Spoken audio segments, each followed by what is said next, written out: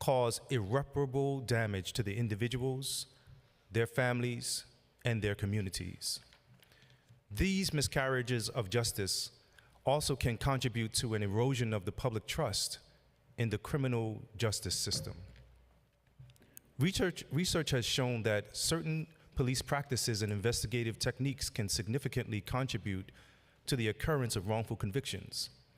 In recent years, there has been significant public attention and advocacy efforts surrounding the need to provide police practices, to provide improved police practices to minimize the risk of wrongful convictions.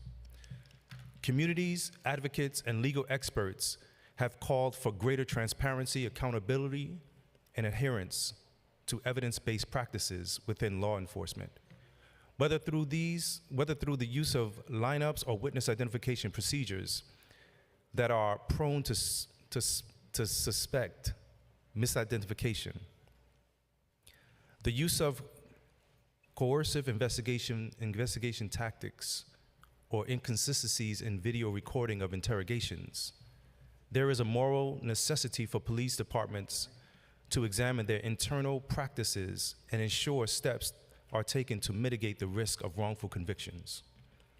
Today's hearing provides us with a vital opportunity to engage with the NYPD on its efforts to prevent wrongful convictions and to promote the use of evidence-based investigative practices. We also hope to hear from the NYPD on their effort to improve collaboration and information sharing with the offices of our city district attorneys and defenders. Most importantly, this hearing serves as a platform for directly impacted individuals, legal defenders, advocates, and other stakeholders to share insight on ongoing issues within the NYPD that can contribute to these wrongful convictions, and to propose recommendations for meaningful reform. I invite our friends from the NYPD to stick around as members of the public share their stories and real lived experiences that necessitates the implementation of these reforms with us this morning. Thank you again for your participation in this crucial and critical discussion. And I'd like to pass the microphone to our public advocate, Jumani Williams. Thank you so much. Good morning, peace and blessings, love and light to everyone. Mr. Chair, I just wanted to point out this is pretty momentous. I know you alluded to it in your statement, but to have you, Yusuf Salam, formerly of Central Park 5, now exonerated 5, to be chairing a hearing for the New York City Council of Public Safety on wrongful convictions is simply amazing. I just want to make sure I put that on the record. And as a person of faith to another person of faith, Allahu Akbar, more simply, God is great. And so just want to make sure I put that into the record. As mentioned, I'm public advocate of the City of New York. My name is Jumani Williams. I want to thank Chair Salam, members of the Committee on Public Safety for holding this important hearing, and the members of the NYPD for being here. In June of last year, District Attorney Alvin Bragg, who, by the way, is a District Attorney of a county that is much safer than Maricopa County in Phoenix, Arizona, vacated 316 convictions involving discredited NYPD officers. These convictions, of course, did not cover everyone wrongfully convicted in our city as a result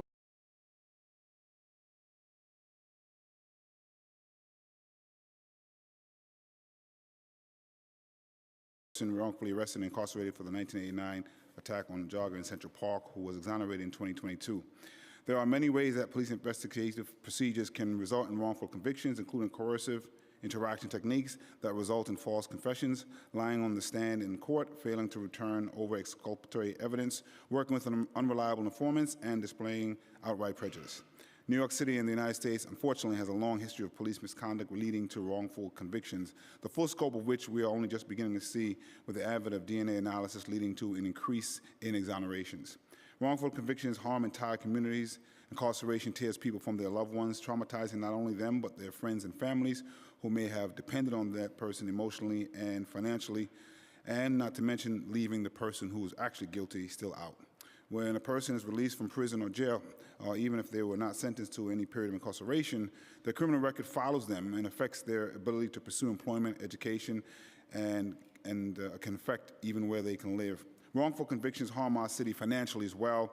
For example, Luis N. Scarcella, a former NYPD detective who has been accused of framing dozens of people for murder, has cost taxpayers $110 million in settlements alone. Derek Hamilton, who spent more than 20 years in prison as a result of Scarcella's misconduct and persuaded prosecutors to throw out his conviction, was awarded $7 million by the city and has since become an activist working to free other innocent people. This is money that can be going to schools, housing, and other social services. This all underscores the need for police transparency and accountability. At the end of last year, this council passed Intro 586, part of the How Many Stops Act, which requires reporting on lower-level 1s and 2s investigative counters. And my hope is that Mayor Adams and NYPD will implement this law, and I'm looking forward to conversations about how we can best implement it.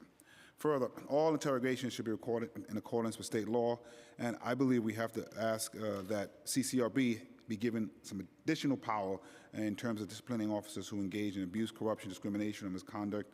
Regardless of whether police truly believe the suspect is guilty, these safeguards and standards must be followed in any investigation. But we have found that this allowing often the commissioner to be the sole person that makes a decision makes it more difficult for there to be accountability when it comes to discipline. We also must robustly invest in public defense. Legal services providers called on the administration for $195 million in increased funding for fiscal year 24. The city must fulfill their contracts on time or our entire legal system can suffer. And lastly, I ask Governor Hochul to sign the Wrongful Convictions Act into law. This legislation would provide individuals convicted of a crime with the opportunity for meaningful review to ensure redress for wrongful convictions, including in cases where the individual has pleaded guilty. Wrongfully convicted people who pleaded guilty often have no recourse for justice, and this law would create a path for them. Wrongful convictions are a scourge on our legal system, particularly for a community that already feels the burden of the overuse of incarceral resources. I remind you of the words of Dr. Martin Luther King Jr., injustice anywhere is a threat to justice everywhere. Looking forward to the discussion, and thank you. Thank you, Public Advocate. I want to also recognize that we are joined by Council Members Marte and Stevens. Thank you, everyone. We'll now turn to the administration for their testimony. From NYPD, we'll hear from Executive Director Neil Fenton, Chief of Detectives Joseph Kenny, Acting Director Josh Levin, and Executive Director Andrew Botello. I'm going to swear all three of you in, or all four of you in at once, so just raise your right hand, affirm the following. Do you affirm to tell the truth, the whole truth, and nothing but the truth before this committee, and to answer honestly to council member questions? You could say, I do. I recognize that you've all affirmed that, so go ahead. Thank you.